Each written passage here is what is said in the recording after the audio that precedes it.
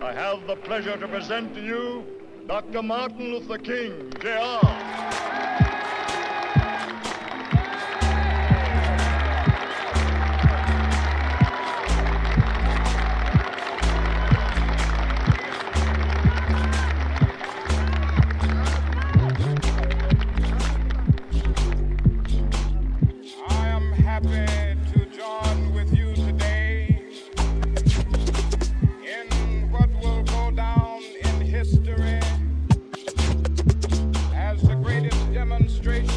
For freedom in the history of our nation.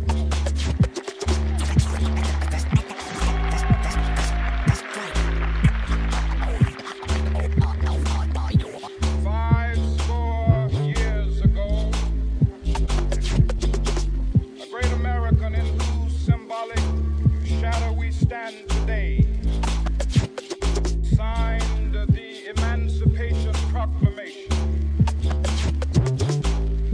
Momentous decree came as a great beacon light of hope to millions of Negro slaves who had been seared in the flames of withering injustice. It came as a joyous daybreak to end the long night of their captivity. But 100 years later, the Negro still is not free.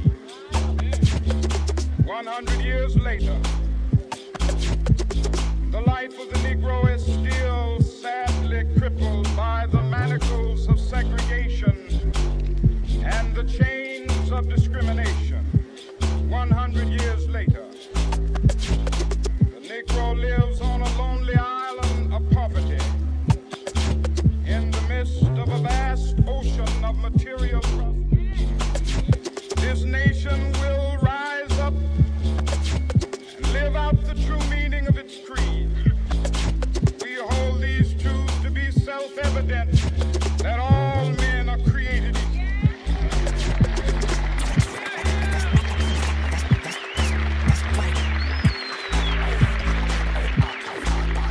I have a dream that one day on the red hills of Georgia, sons of former slaves and the sons of former slave owners will be able to sit down together at the table of brotherhood. I have a dream that one day, even the state of Mississippi, a state sweltering with the heat of injustice, sweltering with the heat of oppression, be transformed into an oasis of freedom and justice. I have a dream that my 4 little children will one day live in a nation where they will not be judged by the color of their skin, but by the content of their character. I